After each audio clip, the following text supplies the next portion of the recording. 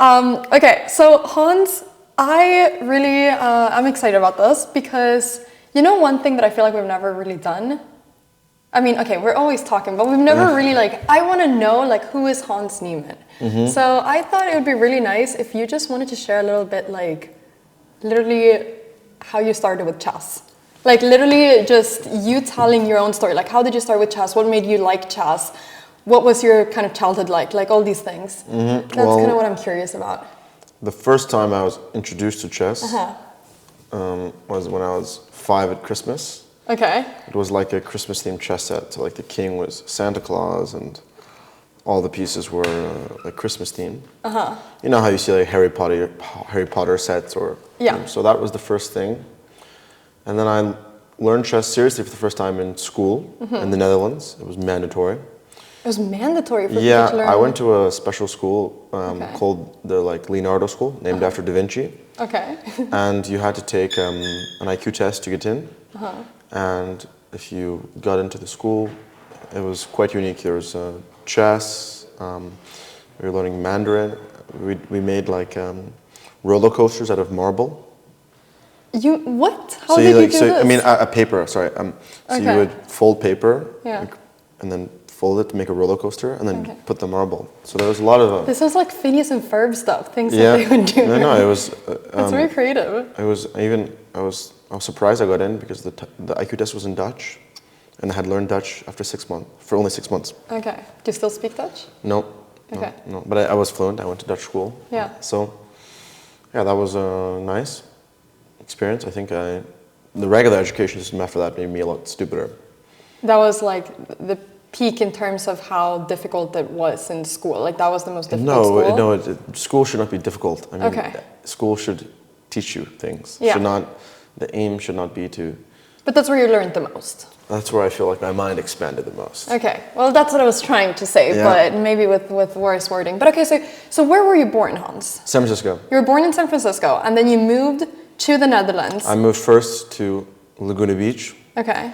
It's like the family version of Malibu, if you want to know. I've never been. Well, I've been to Malibu, but yeah, there's a very nice beach, but it's more families who live there. Malibu is more celebrities, actors, actresses. I didn't see anyone when I was there.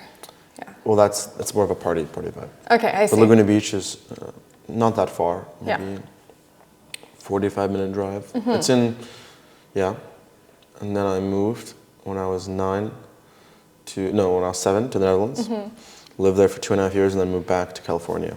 Okay. And then that was the real turning moment because I did play the Dutch national championship for my age group. Yeah. But I wasn't close to winning. Yeah. And once I moved back to the Bay Area, which has a serious chess culture, you have the Mechanics Chess Club. Maybe you visited the Mechanics? No, I've never been to San Francisco. Yeah, well, you've been to the Marshall in New York. Yeah. Yeah, so it's a similar vibe, very historic chess club. And I started playing there. I played nonstop. I mean, the only thing that actually stunted my growth as a chess player is my passion for other sports. So in the Netherlands, the reason why I didn't progress that much in chess was because I was cycling much more. Yeah. So I would race and compete more in cycling than chess. Yeah. And then when I came back to the US, the cycling culture wasn't as big. It was a lot farther. I mean, in the Netherlands, cycling is such a big thing that you can drive 30 minutes or an hour. You had a race. In the US, maybe you have to travel across the country. And then my chess slowly improved as I quit my other passions, like water polo. I played water polo very competitively until the age of 12.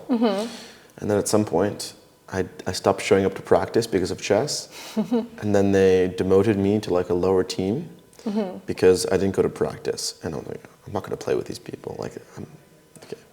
I should have been on the better team. So then I realized it's time to move on to just chess. Yeah, and really focus on that. Yes. That's really cool. You know that I don't know how to ride a bike, right? I've told you this. No, you don't know how to ride a bike. Well, there's no better place to learn than the snow. Yeah, in the snow? Yeah. That is not happening. I had to tell you after you said that you were I used to compete in cycling in the mountains and in mud and it was parkour stuff. With really difficult conditions. Yeah, we go up mountains. Yeah. It could be muddy and... So could you ride a bike here with the snow? Yeah, yeah. Okay, so no slipper. Okay, I'm just really scared. I don't know why I admit always that I don't know how to ride a bike because it's pretty embarrassing. But you've never tried to learn? I have in the Netherlands tried to learn, but it's just as soon as I get started. You should stay away from the canals. And Netherlands, if it's a bad place to learn because if you fall, you're going into the water. But also, people are so like. Yeah, they're very aggressive. They're very aggressive. I mean, it's so scary. Dutch bikers have such entitlement that if you're walking slightly on the bike path, they're not afraid to just run you over. No, I know. I've noticed. Yeah, so I find that very scary. Maybe you in Grootboos when there was all this space. Yeah. That would have been a good idea. Yeah. I did a bike tour. Okay. And you wouldn't have enjoyed that. I wouldn't. No. But it's an important skill. Can you swim? I can. You know how to swim? I can, yes. Why do you not trust me? I don't know. That's I can good. swim, That's an important skill. I just cannot drive a car and I cannot ride a bike. Yeah, well, I'm sure I could. I don't have my license You just yet. don't have it. But I'm very good at go-karting, so I feel like I could. Okay. Okay, well, that's really cool. So what was it that you think when you were doing all this what was the reason you really enjoyed chess? Was it the competition, the fact that you were better than others? Was it the idea, was it the game in itself that you found really fascinating? Was it the expanding your mind? What was it that you found fascinating about chess? Well, from a young age, I was incredibly competitive. Yeah. My family is very competitive. I mean, competing in many different sports at a very high level. So from a young age, I realized, okay, I think I can become very, very good at chess. So why should I waste my time with other things? And then obviously I loved the game, but I did have passion for many other sports. Obviously, now even I really enjoy playing tennis. Or I enjoy competing. I enjoy like seeing improvement and growth. But obviously, chess there's something special about it. I agree. I fully agree. That's why I enjoy. Well, you had no choice, really. No, not really. But I had a choice to play. I could have just been part of the chess world instead of competing. You would have played. I mean, I think that if you were part of it and you didn't play at all, then you'd feel a bit out of place. I would. Yeah. So it's good that you played a bit. Yeah. And you're on the Olympiad team. I mean, something I haven't achieved. But Hans, you will make the Olympiad team. No, this year I will. Will you? Yeah. No, very likely I'll be on the team this year. Okay, so probably I'll see you in Uzbekistan then. Yeah, Samarkand. Have you not been yet? I've never been to Uzbekistan. Well, aren't you in for a surprise? No, it's interesting. I mean, the first time you go there, it's really interesting. It's a very historic city. Yeah. It can be a bit boring, but there's a lot of history. One of the oldest chess sets in the world is actually found there. And there's, it used to be the capital of the ancient Persian Empire. Yeah, I've heard. I have like an aunt who is not into chess like at all. She's from Spain and she just went there on vacation. She just took a plane to Uzbekistan and went on vacation. No, it's really interesting. It's really interesting. I mainly prefer cities. Yeah. The only thing that I don't like about certain tournaments is if you're there for a long time and you're in a somewhat isolated place, it can be very boring. Yeah. Because this year especially, I've played a lot of tournaments and, I mean, Weissenhaus is close to Amsterdam. Yeah. So I was going, almost every other day. Yeah. And how do you have time for that? well, it's like a 35-minute drive. Okay. It re-energizes you to go to Amsterdam. And the food and so. But no, Samarkand, you're playing on the team? I am, yeah. I'm very excited. Probably me and my mom, yeah? There are no young talents threatening to take your spot? I'm sure there are, but I'm hoping that I make the team. Swedish Chess Federation, please put me in the team. I think they should, But I'm a talent too, Hans. No, I meant more like younger up-and-comers usually replace but you're still quite young. Are we getting old, Hans? We're the same age, pretty much.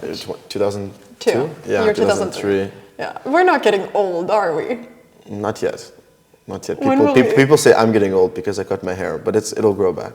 I see that you have a new look. You're rocking a new look since South Africa. What do you mean? I buzzed it completely. Oh, it was gone? Yes. Why? Why do you guys? Is it for good luck. For good luck? Yeah. Well, I did it once when I was 14. Yeah. Because we all did we raised money for cancer research, like childhood cancer research, because that's amazing. We had one of our friends' younger sons had cancer, so we all, when you have to do treatment, you have to shave your head. So maybe 20 of our classmates all shaved their head, and also I was on the swim team, and some of the freshmen, it's like hazing. You have to shave your head. Yeah. You know what hazing is? No. Hazing is like when let's say you're in a sorority and you're new, or a fraternity, they bully the new people. Oh, so they shave the head. Yeah, or I had to bleach my hair. So they do all these things. Oh, you became blonde? Well, I was actually blonde as a child, but yeah, and then it turned dark. Yeah. So it's like a torture for the newbies. I see. Yeah, thankfully the new players in the chess tournament don't experience that. But no, you did it. I did yourself. I did it because I was playing a lot of tennis and I was sweating a lot, and the long hair was annoying. Okay, that makes sense. But now I miss the long hair. I remember you having like big curly, long hair. Yeah, I think give it a few months. Okay. Give it 3 to 4 months. Yeah. Maybe by the time in summer comes, my hair will be that long. Okay, so we don't have a lot of time, but so I got to know you for the first time, or I knew who you were for the first time, like 2019. I think it was. Wasn't it 2019? Yeah, maybe 2018, 2019. 2018, 2019. No, I think it was 2018. Yeah, and you were already then a very strong player. I mean, you were an international master, I think, at that time, very strong. And then in the last few years, obviously you're now one of the best chess players in the world. Like, how much have you had to work to become so good in these years? Or do you feel like you just always had that talent and it just kind of showed off now? Or what do you feel like is the biggest reason for that big gap? I had a very different path than all the players here. I mean, if you look at the young players like Noterbeck or Javik or Keimer or Arjun, maybe Arjun's had a different path, but they all were the top of their age group from the age of 10. So for them, it was like they were following the path of you're the best when you're 10, and then you're the best when you're 12, you're the best when you're 14, and then you become a top player. I was very much having my peak, like I had great tournaments, and then I would stay stuck for 3 years because I was in school. Like, I actually completed high school.